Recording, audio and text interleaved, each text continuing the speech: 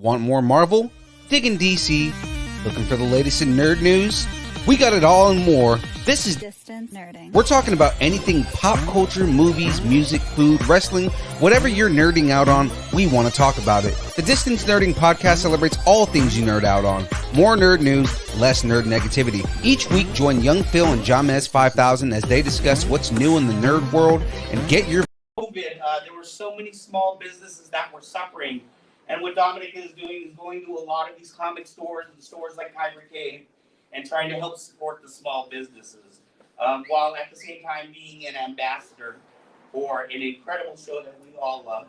He's a fantastic actor, a great person. So please give it up once again for Mr. Dominic. Hey!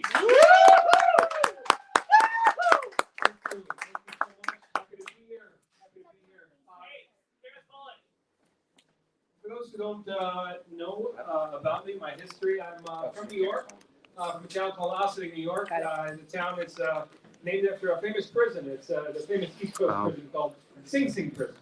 Very similar to Alcatraz, two of the most famous prisons in the United States. Grew up in a beautiful, diverse background, heavily inspired by my mother to get into entertainment when I was in high school. I started as Danny Zuko in Greece. After 1 year of college, I knew that I wanted to be an actor. The reason I wanted to be an actor was because of all these amazing films from the 80s. Back to the Future. We had George Lucas, we had Spielberg, we had James Cameron, John Hughes. Just one of the most magical times in Hollywood history. And I don't know any kid, Generation X or older, that was not inspired by not only the films, but also the music. Star Wars related, my first playset. We didn't have phones to go on YouTube and everything else. It was the Cantina playset. My mom got me the first 12 figures, and you can imagine the excitement that I had, even after doing the business of over 20 years and about 100 different TV shows and films, different levels of guest star and co-star, starring roles in independent film. You can imagine my excitement of being in a real-life cantina, as real as we're ever going to experience, and to be able to play my own one-of-a-kind, unique bounty hunter. I got an appearance agent, even after doing so many shows. I got an appearance agent because I believed in the magic, specifically of 1985. 1985 came out with 17 Star Wars figures, and all of them were, for the most part, very obscure. You had a Monomon, you had Yak Face, you had Barada. People who shared this screen time, very similar to, what do you call it, Charizard, or whatever the name of that Pokemon character is, where sometimes the smallest of characters ends up becoming the most popular and most unique. Being such a lover of Star Wars, a lover of the fan base, I was at Celebration in Chicago, seeing the beautiful energy of so many Star Wars fans, as well as all the charitable organizations. I was so excited to be able to share the news in October of 2019 that I had this small opportunity that I know so many people would have dreamt of. When COVID hit, I was scheduled for about 20, 25 different Comic-Cons all throughout the world, including actually South America, England, Japan, just to be flanking a lot of the B or C actors, Misty Rosas and Chris Bartlett, and just obviously knowing my place. When COVID hit, and obviously everyone, every single business felt the effect, I started reaching out to small comic book stores. And the whole irony to it is Gecko sort of took on a little bit more clout than you normally would expect in a situation of being on screen less than 1 minute in just episodes 1 and 3 of season 1. I had such a great rapport with a lot of the fan base over the past year and a half, that there was a connection, and people started creating fan art, fan fiction. I got interest from Marvel to where they wanted to put Gecko into the comic book of Star Wars Bounty Hunters. Woo! So there was one gentleman, his name was J.P. Faust. I'm sure a lot of you are familiar with Wikipedia. He wanted to expand on Gecko's species. He wanted to expand on Gecko's planet. And when Marvel had a little bit of a balk from Lucasfilm, he said, well, listen, he said, you did so well with this tour. For me, as opposed to a lot of the other actors, performers, I asked the store if I could give back to them. How can I help them, as well as a lot of the charitable organizations? And he said, well, why don't we create something, create a fan fiction comic, obviously non-licensed, or maybe you can do this tour again in 2021. So I thought it'd be a great idea not only to share my passion for this character, my passion for wanting to be part of the show, continuing to be a part of the show, but also at the same time to continue to help small business and those affected by COVID the best I can. The stores, I did over about 50 comic book stores. I toured the country twice last year, about 20,000 miles. Wow. Each one of them reached out and they said, we'd love to have you back. That number is now turned up to 60 stores, including Hawaii, which I just returned from, as well as Alaska and England as well. We'll be going to 35 different states as of right now. Over the period of 2.5 months, I'll be bringing my son with the first half. And again, the message and the mission is very clear. It's to, I was telling a story to my friend Clint earlier. Steven Spielberg, he broke onto the Universal lot, and he didn't do it to be mischievous. He did it because he believed in himself. He believed in his brand. And he believed that he'd be able to help the studio when you have that level of passion, when you're confident with your level of talent, and also confident with something that you believe in, which is the Star Wars universe. So essentially that's what we're doing. It's sort of historic in one way or another. I could imagine a documentary in maybe 5 to 10 years, because I think this is something that has been almost unheard of to have such a significant sort of effect with such a small opportunity. But ultimately, this is also just a message to my two sons. A lot of times the rhetoric right now is making a lot of excuses in our society, no matter who you are. And the one thing for me is I just believe in everybody, every single human being, and in terms of not making excuses.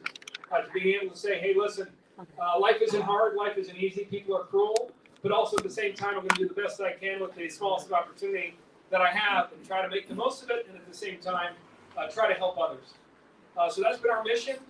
That's what we've been doing for the past 2 years. We hope that it will resonate. We hope that I can have a very happy ending to this, to where whether it's a licensed piece, maybe later this fall, which we're trying to pitch to Lucasfilm, one company in particular, maybe perhaps to get back to production. But most importantly, the most priceless thing is I've been able to make such an amazing connection with so many Americans all throughout the country through such a dark time in our country right now, as far as with COVID and everything else going on. The one beautiful thing about Star Wars and so many great films of the 80s is just about pure entertainment and pure joy and pure togetherness of positivity. So I'm hoping to be a small ambassador to that. Again, we're just waiting because it's sort of taken on a higher level than something that I thought or I expected. So we can only wait and see what happens. When things transform, they sort of kind of take on an energy of its own. But we're hoping that the mission is very clear, and that is that we love Star Wars and we're very passionate and we believe in our talent. And I hope that any kid that listens or any kid that I meet throughout the country is inspired by that. The one thing I love about Gecko is that he's his own species. He's his own unique species. And the one thing, even going back to junior high school, or even maybe some of you in this room, I never ever followed the leader. I always did my own thing. I know the whole joke about sand people, they travel in packs, right? Well, bounty hunters, maybe they do too. But Gecko, he's sort of a one-man army in many ways. And I hope there's a parallel to that in life. I hope my kids learn from it, but I also hope to inspire many more people to understand. When it was time for me to go to lunch, I went to lunch by myself. When it was time to wear what I wanted to wear, I wore what I wanted to wear. I was loved in the 90s. They had this Gap thing where they had the paisley tie, and they also had the jean denim shirt, which I loved. I love that look. But I was the only one in high school that had that style, but I didn't care. It was what I wanted to do and who I wanted to be. So I'm hoping after this whole journey is done that people will be inspired by that, no matter which direction it goes. But the one thing, the message that we also have to get clear as well, is that you have to put yourself out there in life. You don't know what's going to happen unless you put yourself out there, and that's what we're doing. So thank you guys for coming. I appreciate everyone's support. Did anybody have any questions that they wanted to ask? Well, this is a rare opportunity. Any questions? Yes. Is Gecko coming back at all in Mandalorian?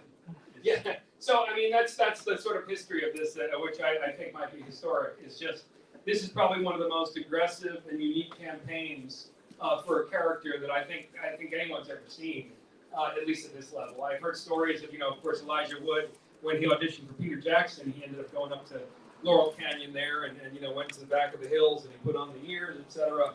To audition and show that his passion and commitment for that character. This on such a small level, it's a very unique situation because they didn't have any plans. They had no plans. And the one message that I said before season 2 I addressed a lot of the fan base because there was so much momentum for the character. I said, when life doesn't make plans, you make plans for them. Right. And that's one of the things that I hopefully will resonate at this point of having that really happy ending, whether it's a documentary or, hey, who knows, maybe even a movie someday in regards to our real life journey here in the summer of 2020 and 2021. So we're hopeful. But again, the whole reason for this campaign is to show them my passion. I think Star Wars fans can relate in terms of all the characters that you create, whether through the charitable organizations or not. But to show my passion, to show my commitment to the character, also my passion to my craft, and we'll see what happens there. But it'll be a very interesting summer, one way or another. I can tell you that. So I've seen on your videos you have like a wall or something where like different fans have made things for you. I know Clint made a blaster for you. Yes. What's your favorite thing you've gotten from a fan? Well, thanks for that question, because one of the other things that I wanted to bring out was that a lot of this fan art is not to go behind the back of Disney. If anything, it's to show them, hey, people love this character. And the one thing I believe, as far as maybe the sequel trilogy threw it off course, or Solo, the movie, maybe Disney decided, hey, we're just going to go with the A-list characters. We're going to go with what works in terms of our merchandise. But I was in Pittsburgh, and it was in the fall of last year, and I got my head down, and all of a sudden somebody puts a custom Funko Pop, not only with the Funko Pop itself, but also the entire box of Gecko, all 6 sides, complete with the detail of Carano in the back and Mando, and it was this beautiful, gorgeous Gecko. Somebody, I think he created it in Oregon and such. But that's probably one of my favorites, along with Clint, who just did an amazing job with the blaster. The story behind the blaster is, as all of us as kids, we love to pose our guns with our figures. So it was just the most amazing feeling when the props master, he invited us to pick out our own blaster. Oh, wow. And the one thing I loved as a kid was the bigger the blaster, the cooler it was. So with Gecko, I picked out the biggest one, and it had a paintball canister in the back. And Clint, who's here tonight, he just did an amazing job recreating that. Of course, we weren't allowed to keep anything. It's just, obviously at the A-list, you're not allowed to do that unless you're one of the major stars or one of the lead actors. But I was just so grateful that so many people came out of the woodworks to create mini Legos. A Black Series figure, a guy down in Texas created a Black Series figure of Gecko. A vintage figure, D2C Studios in Maryland. It's been absolutely astounding, but to the point where I want them to get that message and say, hey, look, people are literally making characters out of their basement. You guys can capitalize on this, make him the rare blue snaggletooth of the Mandalorian. Right. Good. Yeah. Yes. How can we get a change that competition to get you back into the next season? Oh, thank you. Yeah. Well, I'd like to believe, the one thing that I mentioned earlier to Clint when we were doing an interview is, you go in, you apply for a job, right? And you go and you send that email, or you go in the whole norm that everybody wants you to do. You go ahead and put your resume up on, any of these job sites and such. You know where that resume goes. You know where the cover letter goes. And it all goes back to the cronyism. It goes back to the monopolies and everything else that we hate, but unfortunately are true. Right. So the one thing is what do you have to do? Well, you don't want to break the law. You don't want to be illegal. But at the same time, you need to find a way around that mountain. You need to find a way to muscle. So for me, I thought the most unique thing to do would be to hit the road, to gain a fan base, and to literally have it resonate back to Disney and to Lucasfilm and say, hey, this guy's got a following. We've got to find some way or another to get him on the show. We've got to find a way to get him into Marvel. We've got to find a way to get him into the video games. I always say with the video games, everybody, whoever plays, say, Pokemon or Dungeons and Dragons, I said he's got a very powerful blaster, maybe little agility, but a lot of power, almost similar to Kane Hodder from Friday the 13th. The other thing I thought was unique when I had the prosthetic was that I didn't think that there was any bounty hunter that was like us, was like the fans, big and burly, 6'4", somebody that a lot of fans can relate to. So that's what I'm hoping they understand. Again, Brian Sipe, who created Drax for Guardians of the Galaxy, he headed up Gecko. He's the one who created Gecko, along with Joseph A. Kuro, who was nominated for an Emmy for Episode 3 of The Mandalorian. He did just an amazing job. He had 25 bounty hunters, and he put, I would say, probably the most detail to Gecko. And once I saw that, it just a light bulb went off for about 2 weeks saying, hey, we can make something out of this. And I've been so proud to be a part of it there. How long did it take to put on the prosthetics? I mean, were you there multiple days, or was it a one-day thing? Or it was 2 weeks. The one thing I always say is I hope that they do an extended version, director's cut, of the episodes, because there were a lot of shots, the standoff in Navarro, that were cut. But it was a 2-hour process in the morning, and it was a 1-hour process to take off. The interesting thing with our unions is that we have what's called, it's really awesome, it's called golden time. Mm-hmm. So golden time, the thing is that once you go 16 hours, you actually get your entire paycheck all over again. Oh, wow. So the one thing was, I wasn't trying to milk the clock. It literally takes 1 hour to get it off. You can't just jump in the shower. They rip it off your skull. Your whole skull would rip off. Right. Because they literally glue it down. So the whole process now was the first time after 20 plus years that I went into golden time, and that was a really nice paycheck.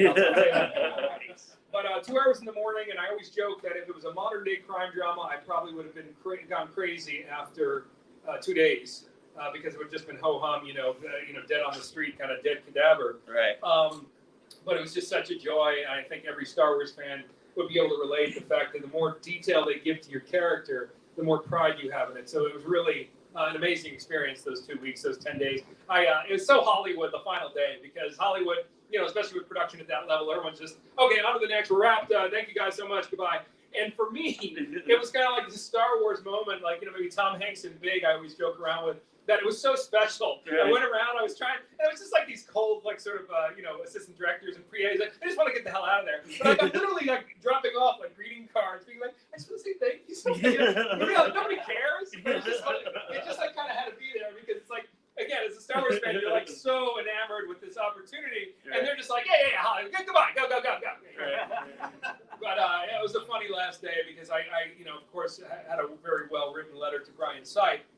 He was primarily the reason why I got brought onto the show, and I just couldn't thank him enough. And hopefully, I'd like to believe he understands how special it was to me and how much of a positive difference we made because of the opportunity. Yeah. What was it like to work with Deborah Chow? The one thing I always say is, it's a funny thing, because as we start progressing, of course, with the Me Too movement and everything else, back in the 80s, I mean, directors would just fire you straight across the room. They'd actually just tell you, hey, why don't you come to the center? I'm going to fire you. Michael Bay stories and James Cameron stories. But the one cool thing that I loved about this show, with a $100+ million budget, is I always said if it was a Navy ship, to have John or Dave or Deborah as your captain, there'd be nothing better, because they were calm, cool, collected. They know what they want. They know the entire arc of the show, as you can see with the beautiful writing in season 1 and season 2. And now she's heading up Kenobi. I mean, how exciting can we be? Because she really has her hands on the project. But just very calm, cool, and collected, as well as the first AD and second AD. And the one thing you could feel the vibe was that you knew that you were going to be part of something very special. So I'll never forget it, because, again, a lot of sets don't work that way. I remember season 2 of True Detective.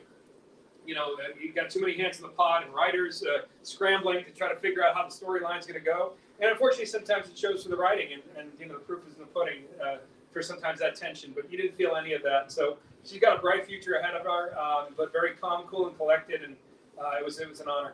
Yeah. And I owe her a lot. They got rid of maybe 10 to 15 bounty hunters in the cantina, if you can recall. And they only wanted the special, unique-looking ones for the standoff. So if it wasn't for Deborah, we had to do this chorus line after we wrapped in the cantina, where they, Carl and Brendan Wayne, it wasn't Pedro. They were kind of having their back and forth with, the bounty and such. She did a lineup, and if it wasn't for her, I wouldn't have had the featured, exposure, which I think will hopefully take Echo to another level due to episode 3 there. What Star Wars character do you most admire? Oh, thank you. Yeah. So, an Age of Strong Women, and I think it's beautiful. I think it's amazing. But I think us men also need to keep our alpha as well, in a positive way, not in a chauvinistic or misogynist way. But there's nobody better than Han Solo and Harrison Ford. You need a man. We need men in this world to take charge and take command, but in a respectful way where we're balanced with women. I don't see why that should be a problem now in today's Hollywood. But between Indiana Jones and Han Solo, those were my idols growing up. Yeah. Yeah. Do you think you'll ever get your own series explaining how your character's backstory was? Well, we're hopeful. You know, we don't even know. I mean, the one beautiful thing with Star Wars is we can be rewarded in many different levels. I don't even expect that. There was one radio show they said Gecko a Star Wars story. I said no. You know, what are you gonna do? Have a romantic relationship with a Greedo like Trandoshan or something? I said no. I said literally doing a slow hero walk with Forlom and Zuckuss, you know, in Book of Boba. I'd be more than honored. Or again, whether it's merchandise or at the same time involved with the animation. You know, there's so much content coming out now, and how great would it be? The one great thing with Dave, as we see in Clone Wars, we also see in Rebels, is the crossovers, those little Easter eggs. And how awesome it would be like say, hey, wow, that's the guy who flanked Greef Karga. He was high ranking in the Bounty Hunter Guild. How awesome is it? He was featured in episode 1 and 3, just like we see Rex, right? He's on the Battle of Endor. Those little tiny Easter eggs, I think, is what makes Star Wars. But again, this is all up to people in the High Castle, and that's all up to them. All I can do is show my level of enthusiasm at least one more time here this summer, and hopefully everything will go smoothly. There's a lot of animation out there, and a lot of the actors of Star Wars are becoming the animated characters. Would you ever consider doing an animated episode? You know, it's an interesting question because actually the same reason on the first day, they almost forgot my mask. And I said, you know, the one beautiful thing with Star Wars characters is the extra layers. For me, I actually would love to have Gecko speak Huttese and to have a deeper octave, very similar to that ball that protrudes at Jabba's palace. Right. I see him with that presence, not with my voice. So even just to continue him on, even without me, I would be honored. We'd also, again, be embedded within the Star Wars universe to where we can, again, you know, appear and make meet and greets the entire life and do a lot of good with charity and such. To be that ambassador would be a dream. But honestly, just like layering him with the mask, I would like to layer him with a foreign language. I didn't like when, I mean, again, this is just my opinion. I thought that Weequay in season 2, that Weequay species, I like to see when they have a different language. I don't like to see when it's sort of Americanized or made into English. I think the more you remove yourself from the planet Earth, the more, to me, I think Star Wars becomes really magical. You know, somebody asked me on Rebel Force Radio what was, you know, my least favorite scene in any Star Wars. And I didn't like the commentary during the pod race because I said I felt like that took us right into ABC's Wide World of Sports. Right. I'd rather just see the pod race just by itself. But again, that's just my opinion. But honestly, I would like to see if I can share Gecko with a deep voice actor. Yeah. And that can speak Huttese or at least learn how to speak Huttese. Yeah. Do you have a mask? Do you have a copy of that mask? Oh, it's so funny you mentioned that because the gentleman right here, I've been looking, and people have been talking for the last year and a half.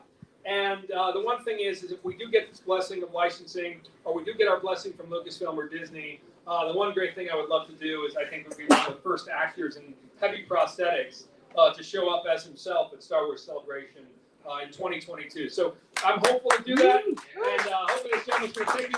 But again, it has to come from, we have to have LFL's blessing. I can only, you know, it's just like anything. You can only generate so much hype. You can only generate so much of an audience through your own doing. At some point, it's got to come from the corporation, and we hope that we'll get that blessing before next year. Or you can just come as Dominic, one of the Imperial Outlanders. No, like I said, let's see. Because the other thing is, you know, the whole reason for this campaign was to show them in a positive way how I can contribute not only to the community but also to the show. So at the same time, just like asking out maybe a pretty girl in college, you got to know when to say when too. So, so you know, we'll see what happens. But I'm hopeful and confident that we'll get their blessing there. When you did your tour last year, was that the first time you've taken your kids around to your work environments? What did they think of your fans? You know, my 12-year-old, you know, it's so funny because in Europe the kids grow up quick, you know. So my 12-year-old is really just a very mature, observant kid. So a couple of things. The one thing is I'd be asked the same questions at every tour. So when we'd be going on these 5-hour, 6-hour trips in between towns, he'd be mimicking me, answering the same question. He'd be like, yeah, you know, we're going to see what happens in season 2 or this and that. But he would actually mimic me. It was priceless. I'm really excited. My 15-year-old, you know, he'll be in college before you know it. We're going to be going from Los Angeles as far south as Corpus Christi, as far north as Bismarck, all the way over to Missouri and Indiana and Illinois before I drop him off in Chicago so he can enjoy his summer. But it's just been priceless. At the end of the day, the most important thing also, even if we don't get that golden ticket, is all the interaction, the opportunities I had to meet so many friends, so many people, hopefully be able to touch so many lives throughout the country. But most importantly, I didn't grow up with a dad. It was really just priceless to be able to tune out the social media for a bit and just enjoy that beautiful open road. If you guys get a chance, if you haven't before, our country is gorgeous. And to just check out some of the museums. I just finished Lewis and Clark journals. So in Missouri, in St. Charles, I'm going to be going to their Longship Museum. And then they spent the first summer in Bismarck, North Dakota, and their last one in Fort Clatsop up here in Oregon. So I've just been fascinated with that journey. I always joke now that they're eating it is they unfortunately had to. I mean, we may say this about pig in 100 years, but they had dog and horse. I said I would have tapped out after the first day. I said, no, I'm good. There's no way. I'll eat these weeds over here. Dog and horse. I was like, oh, man. If I saw a little Fido, I said, there's no way. I'm going to kill myself. There's no way. But that was different times, very interesting journey. And they all survived. The only one who died actually had appendicitis, which is so odd. They faced all these grizzlies through Montana. Crazy. Right. And all they had was like one of those guns where it takes an hour to, load it again, So, what kind of future projects are you working on, non-Star Wars related, but just for your career? Thank you so much. I just ended up booking a show on Netflix. They're in their 4th season, but I got a week contract on that when I get back. I started a film called Anonymous Killers, which I'm very proud of. It's on Amazon right now, and it's got 3.5 stars. After 6 months, that's hard with the public. So out of 5, that's a difficult rating. I'm really proud of that one because the other reason I wanted to get involved in acting was to send a message. And whether I agree with it politically or socially or not, it was a very powerful message from this director from New York. He was in jail for 18 years for a minor drug charge. It's all about our social justice, our criminal justice, but the way that he presents it is in such a way that no matter what your beliefs are, he leaves it up for the viewer. And I love that about it because it's not, put it right in, this is how you should believe, this is how you should think, but he really presents it in such a way of that issue that we all have different opinions on in regards to privilege. And I think it's a beautiful debate. And the one thing that I love about the film is I think there are all right answers in terms of that subject. So I star in that as a film. I was supposed to start filming in Miami in about a week, but they wanted to do some rewrites. We're going to be filming it in September. It's called Deceived. I marry into a very beautiful Haitian family. And basically, I tried to hide from my wife my past. It turns out that I'm but I'm actually, I'm a human trafficker. Oh, wow. But the poker face, the whole way through the whole, and I don't mean to give it away, I'm sorry. The end, yeah. That's the whole movie. Thank you guys. There's no way else to explain it other to give you the hook. I mean, Oh, we still don't know what happens. Yeah, you still don't know what happens, but basically, it really is very deceiving through the whole entire film, more or less, that she just thinks that I abandoned my family and abandoned my sister, and her sister, a very closely knit religious family, starts getting on to me, and it's a very interesting how it plays out.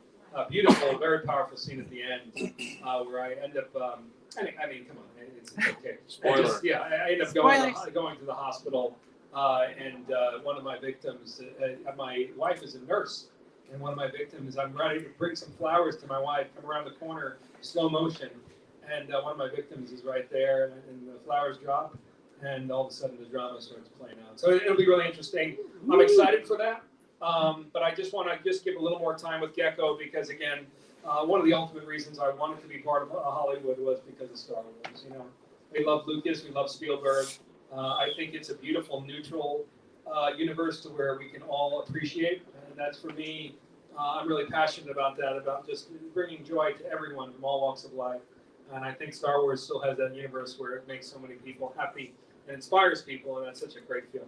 If there's any characters that you think would be fun to put against Gecko, who would you want him to meet? Well, the whole dream, what I said last year was that with, I thought the Kenobi storyline, it would be nothing more powerful than having Vader commission a Splinter Cell bounty hunters and getting an ass whipping from Kenobi.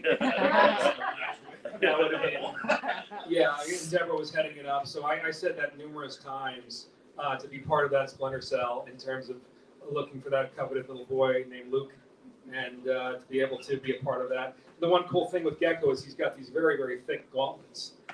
So I would love to see those in action, thicker than Mando's. So I think they can do some really special things, and I think the audience would love to see that in action there, especially with such a unique and intimidating looking bounty hunter there. So, If the stars align, would you be willing to do like a Reddit Ask Me Anything if like you message mods and they would be like, hey, you know? Yeah, absolutely. Yeah, I don't have anything on TMZ yet, so you can ask me anything. Maybe in 5 years, maybe I might, but no, absolutely. Yeah, always happy to. Like I said, right now we're just trying to brace for impact here. And the good news is that this has taken on a life of itself. The bad news is now we need to make sure that we're in line with Lucasfilm and with Disney and making sure that we're not doing anything against their will, only to the goodness of trying to promote a character in a very unique and ambitious way. So I'm hopeful that they understand that, but the most important thing right now is to continue the tour and to see where they stand. We're all ears, and then just take it from there. And obviously, always available for interviews there. Part of the reason this character has taken off has predominantly been because of a lot of these interviews there. So I appreciate you all. We know you're an accomplished actor, but you're a big time movie buff. Like we've seen you like at the Goonies house and everything like that. What was it like also being a huge Star Wars fan? Yeah. What was it like being that little kid and now fast forward to like you're about to be in Star Wars? What was it like finding out that you're going to be in Star Wars? What was that story? Yeah. No, my hands went numb. So 2 weeks, they called it Huckleberry. And basically what I did was I went in I couldn't understand why I was going in for a screen test, because the first time in 20 plus years, I was like, there's no way, maybe this is a Marvel show where they've got money. I said, there is no way that we're doing a screen test on a day we're not actually filming, because that is a crazy amount of money. I said, there's no way. So I go down and I'm signing an NDA. I laugh because a lot of the NDA stuff was like, don't do anything, ever. So I obviously we've gone against that a little bit, but on the top it said Lucasfilm. So that was the first nod. I said, okay, let me keep calm. So they were letting these 25 bounty hunters. They were letting everybody in one at a time, secretly, into a wardrobe room where they closed the door. And the gentleman who came out, Joseph Porro, if you Google the wardrobe guy, he just has this look of Star Wars. It's the most unique look. He does the Orville as well. Very extremely talented wardrobe guy. And comes in, so I walk in, and really the aha moment was looking at the artwork on the walls, and then going into another room and seeing a rack of clothes. They had three options for me, and it said Dominic Pace Bounty Hunter at that time. And that's where my hands went a little numb. The original thought process was that it was going to be a Boba Fett movie directed by Jon Favreau. That's the first thing that I kind of, through the whispers and everything else, I heard. And I was like, oh wow, okay, this is going to be very interesting. The two of the three options were actually masked, and that would have been cool. One of them kind of had this Viking braid going out of it with like this very short black visor, and it was gold. It almost looked like a welder's. It was very weird, very strange. But Brian Sipe came up right away because I did a makeup test 2 weeks prior, and he said, you were patient because of the bald head. We split my face in two for 6 hours, and we want to give you the most extensive makeup, and that's what made it so special there for me. Each day, again, I had my heart in my throat because you didn't know, it's not about you because you're second team. So as much as this was exciting, the most important thing was wanting to establish the character. And when that battle scene went out, there were certain scenes, unfortunately, that got cut to where I was jumping in as much as I possibly could. Because again, we were ambitious to want to create this character from that point on. So it was very exciting, of course, to see George Lucas there in the cantina talking about Mandalorians on Jon Favreau's birthday. There's so much going on at the same time. Kathleen Kennedy was there. Dave was, directing and such. But the only thing I could think about also was just the potential opportunity there for something bigger. So it was a very exciting 2 weeks, and then a very frustrating year. Imagine the fact you can't tell anyone. I couldn't tell. Even at Chicago Celebration, I was quiet because you wanted to respect that, So yeah. I'm actually curious about some of your earlier projects because you see a lot of your early stuff is just like background bouncer, a tough guy. A blue collar actor, I came from a background to where literally I take anything. Yeah. So I've had everything up to guest stars with NYPD Blue, The District, Desperate Housewives. And then, if there's times that hey, we need a bouncer, we need this, I'm just happy to be on set. So it's always been my attitude to always stay humble. I take everything. My agents hate me for that because unfortunately it's just like in a corporation. If you were to take a job in the mailroom and then go ahead and take a job assistant manager, they don't want to see you in the mailroom the next day because you're going to deregulate your quote for your price, Right. for how much they can try to suggest for your guest starring role. I just look, the one thing for me is like I get a guest star maybe once every 3-4 months if I'm lucky having a good year. So what do you do in between them? I'd rather be on set. So for me, it's just always been that kind of mentality. It's probably hurt me a little bit because of that. But at the same time, I'd rather do that than do an odd job outside in Hollywood. I'd rather be on set. So I had a really fun, a good example of that as far as background was season 1 and 2 of Barry on HBO. And we had so much fun with Bill Hader. They were nominated for several Emmys, and it was just a blast to be part of that tight Russian crew there.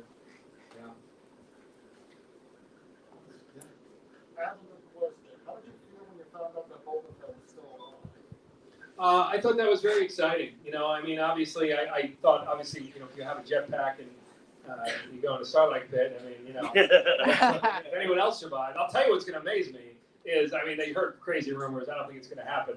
But if Mace Windu comes back, that'll be that'll be really amazing. But literally, we would. I think we would have an organic screech, to see him come out. But anything can happen.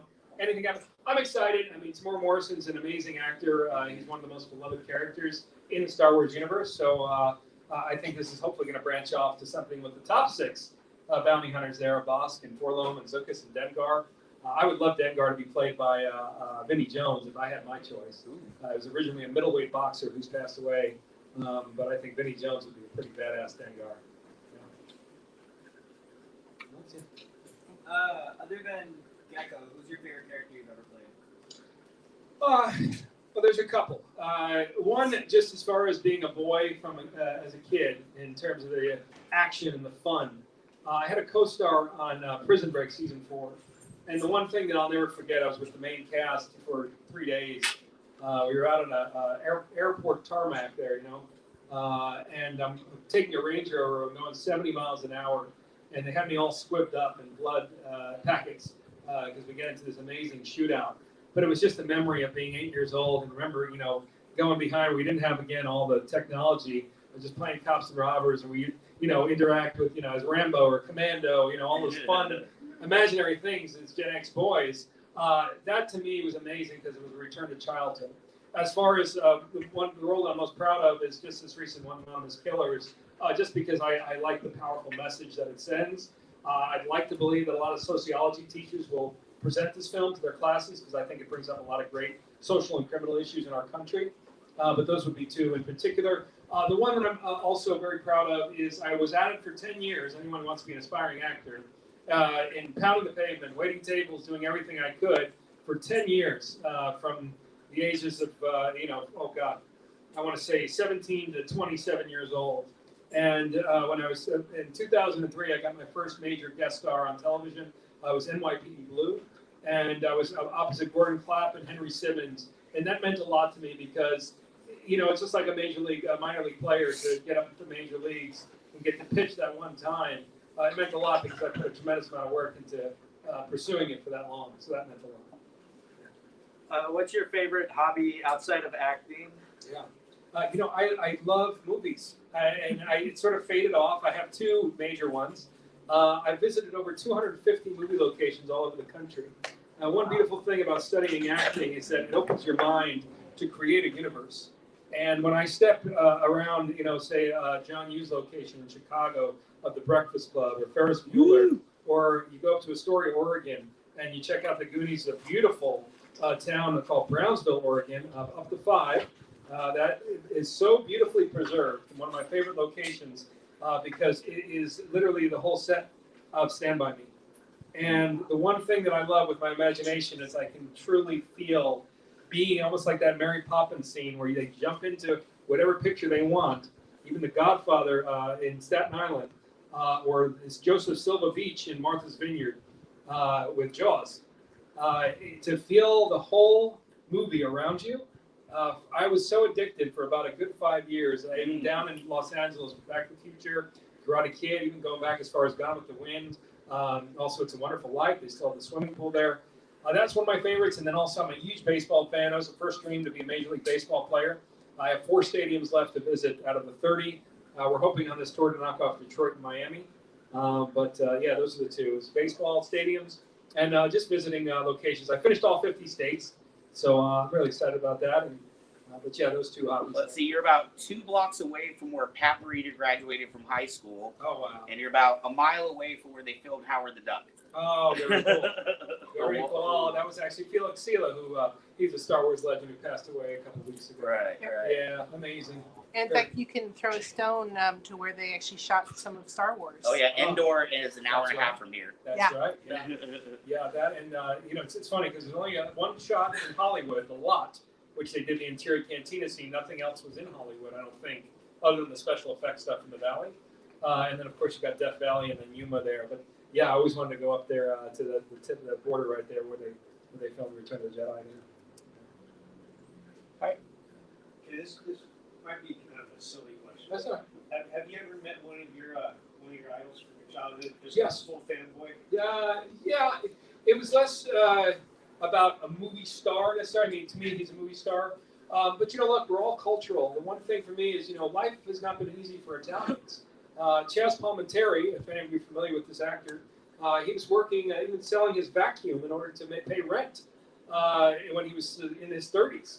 And he had this script that he was shopping around and hustling called The Bronx Tale, where even then, because he was not a big name, they wanted to give it to somebody else. We're going to pay him $1 million. $1 million and just go away. We're going to get to De Niro, and we're also going to get somebody else because, nobody knows you. You're not a star name, even though he worked a few, like my career, a few guest stars here and there.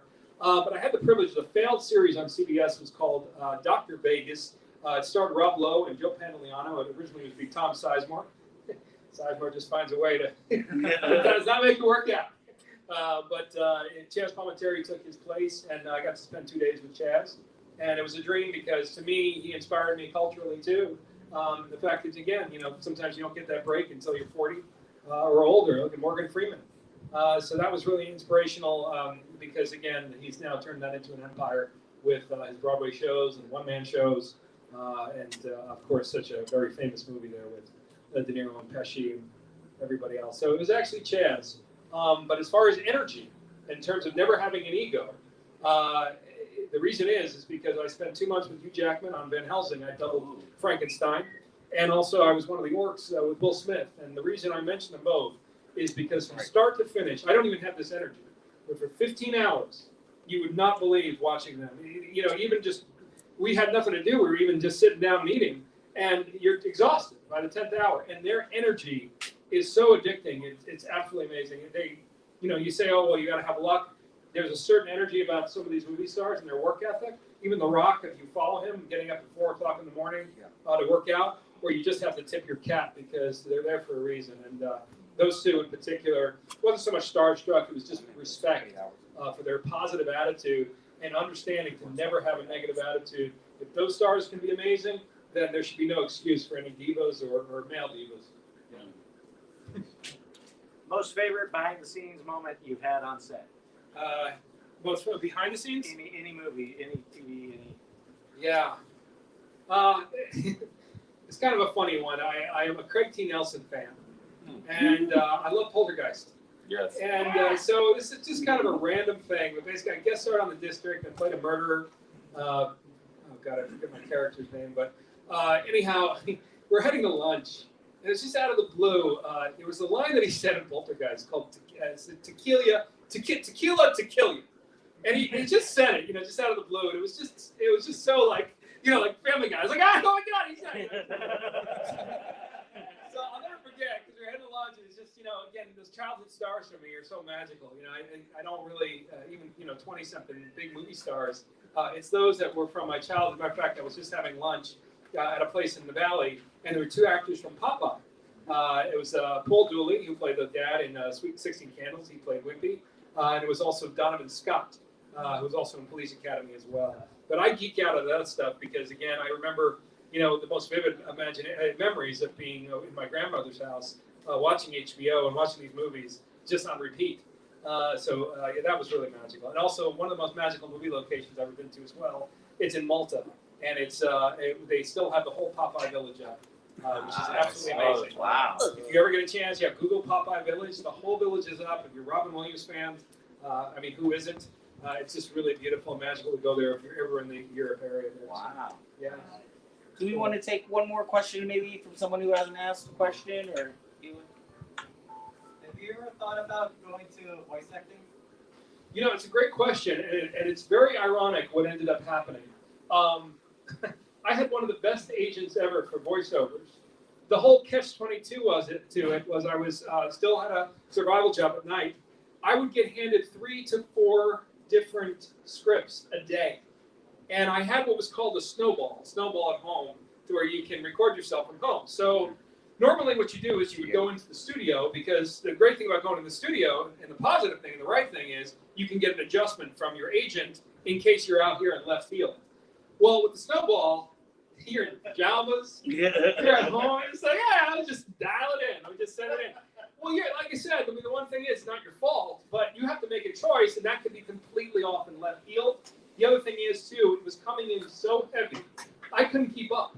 And there'd be certain days where I'm like, I come home from waiting tables, and it'd be 12 o'clock at night, and I got 3 scripts that I've got to send through. I'd like to, it is a very specific niche. I enjoy being in front of the camera still. But hopefully, like I said, if anything were to happen with Star Wars, I wouldn't mind doing that. And then also with video games as well. But the thing with video games is they usually have you as motion capture, so you're also performing as an actor as well. Right. Yeah. But I still would love to do a video game. There was one story mode wrestling video game. I don't know if it came out yet or not, but I've been up for a few of them. It's just my agent, because of all my other stuff going on, it's just really strict right now with just TV and film auditions only right now. Awesome. All right. Well, thank you guys so much. I'll keep here for a little bit longer, and appreciate the support.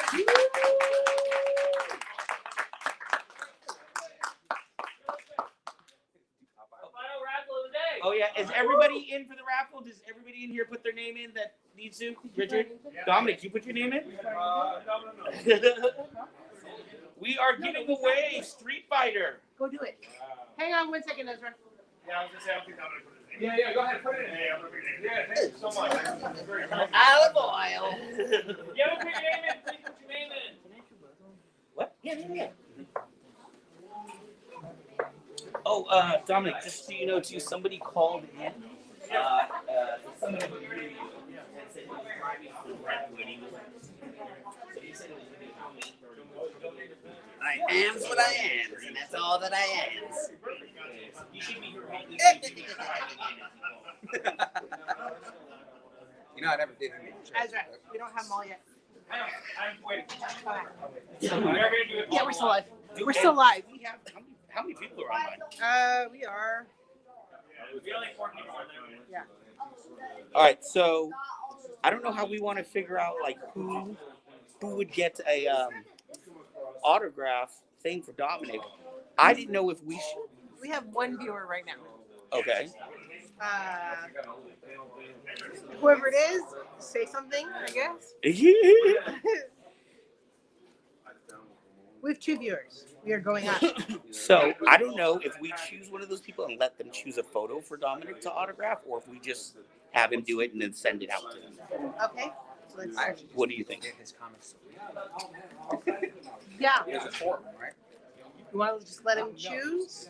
Well, then we got to figure out how we decide who's the winner of the. They need to say something. Nobody's saying anything. I've said to comment, and we'll. The first person to comment in. Oops. There we go. Well, hello. The first person to comment in, you are going to get an autograph from Dominic Pace. We will have him autograph it directly to you, and if we get you in there, we'll even let you choose the photo, and we'll send you a T-shirt as well. Yeah. So all you got to do is say hello. Hello there. in your best Obi-Wan. You got to do it as good as Sidus. If you don't do it as good as Sidus, you come here. Yeah, come here. We need your best Obi-Wan. All right, guys, I'm Sidus. I'm one of the fighters, and here goes the Kenobi impression. Hello there. Yeah. Come on, Bill. Oh. Or I can, Hello there. Just as nerdy. Seductive Obi-Wan. Hello there. Just as nerdy literally just said hello there. Wow. Wait. So does that mean that they win the? Well, I don't know what we win. What? Are you guys? Want to? You can. I know I can. Throw your name in there. Okay, that's what my name My knees. Bacon, please. Aw, but you're as small as Yoda. Thank you. Help. What are we gonna do overtime? I got caught in my Jedi. Okay. What are Yeah. we gonna do We'll overtime? Now you see why I compared you. do that. I'm trying to get this wrapped up. All right. Ready? Here we go. Can we have Mr. Dominic please come pick our final raffle? Watch, Dominic's gonna pick. Let's go. Oh, look. And the winner is Dominic Pace. And the winner will receive the Street Fighter Arcade Day. All right. No whammies, no whammies, no whammies. Richard. Oh, wow. Congratulations. Wow. He drove 4 hours for here. At least he gets to go home with a And, weekend. and he's won like 3 things actually. Oh, Winner he is. Yeah. Can we do like secondary process? I'll go in the line. If we can figure out the other one. More second Otherwise, look it sounds like Distance Nerding is going to get an autograph picture. Yeah. Is that what it's going to go to? Oh, Gino's the next one. Gino's the next what? Hello there? The next comment, yeah. Oh, I didn't say hello there. Unfortunately, that probably kicks me out of the room. Oh, so only people in this room have actually commented. Yes. We can have you guys Rochambeau for it. Yeah. So that means I kick you in the nuts and then you kick me in the nuts. Whoever falls down first wins. I go first. I meant rock, paper, scissors. You keep the duck. Hold on, let me go find a cup. Not yet. No, not yet. It's just stuff. Okay. Wait, we're live. All right, rock, paper, Oops. scissors. Best 2 out of 3. What are you guys doing? This is going to be who wins the autograph from Dominic.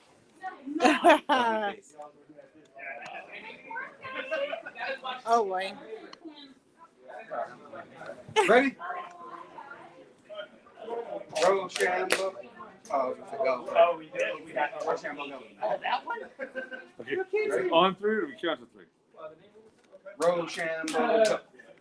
Rochambeau, go. Rochambeau, go. Yeah! Woo! All right. So Distance Nerding, you guys are going to go choose a photo or comic book or one of the things off that table. Have it autographed directly to you guys.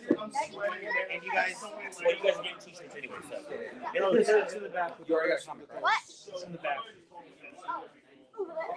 I tried. I failed. I want to put it on. All right, so I want to put it on.